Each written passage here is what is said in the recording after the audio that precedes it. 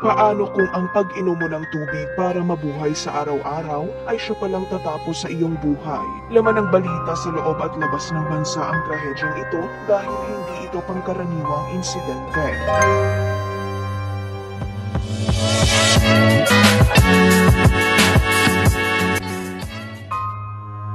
Ayon sa artikulo ng pep.ph mula sa report ng New York Post, perito ang sinapit ng 35-year-old na babae na nagngangalang Ashley Summers mula Indiana, USA. Ito ay matapos siyang lumagok ng 2 litro ng tubig sa loob lamang ng 20 minuto. Nasawi kasi ang mother of 2 dahil sa tinatawag na water intoxication noong July 2023. Nakaramdam daw ng matinding dehydration o pagkauhaw si Ashley habang nasa bakasyon sila ng kaniyang mga anak at asawa sa may Lake Freeman, isang popular na summer destination sa parteng North Indianapolis. Dahil sa napakainit na panahon, uminom siya ng maraming tubig. Pagkalipas ng ilang oras, bigla raw itong nakaramdam ng matinding pagkahilo at sakit ng ulo. Pagka-uwi sa kanilang tahanan, dito na humandusay si Ashley sa garahe. Ayon sa panayam sa kapatid nito, someone said she drank 4 bottles of water in 20 minutes. I mean, an average water bottle is like 16 ounces. So that was 64 ounces that she drank in a span of 20 minutes. That's half a gallon. That's what you're supposed to drink in a whole day. Saad nito. Kwento pa ng kapatid na isugod pa raw ito sa ospital pero tuluyan ding binawian ng buhay. Ayon sa doktor na sumuri sa biktima na maga-umano ang utak ni Ashley kaya hindi na nito nakayanan pa.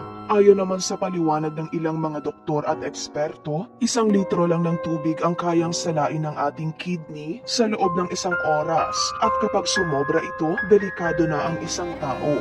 Kaya't ito ang nangyari kay Ashley. Ayon sa clinical nutritionist na si Dr. Dex Makalintal, ang water intoxication ay isang pambihirang kondisyon na pwedeng mangyari kahit kanino. Kapag umano sumobra ang water intake sa loob ng maikling panahon, maaaring bumagsak ang sodium sa dugo o hyponatremia. Ang sodium ay mahalaga para hindi mamaga ang cells ng ating mga katawan. Kaya raw ng katawan natin ang ibang klase ng pamamaga pero ibang usapan na kapag umabot ito sa brainstem.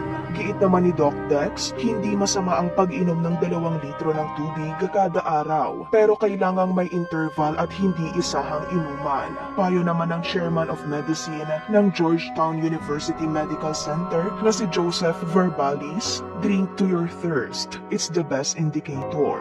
Gayunpaman, layunin ng pamilya ng nasawi na ipakalat ang awareness sa panganib na dala ng hindi tamang pag-inom ng tubig.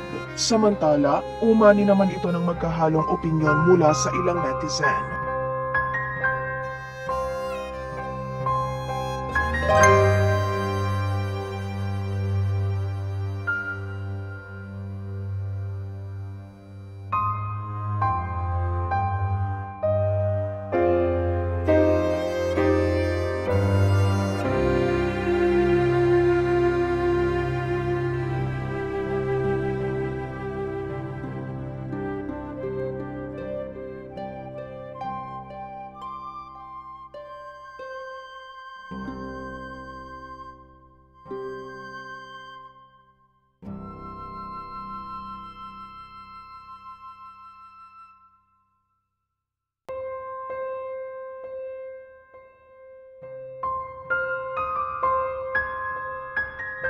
Isa ka ba sa nakaranas nito? Ano ang opinyon mo tungkol dito?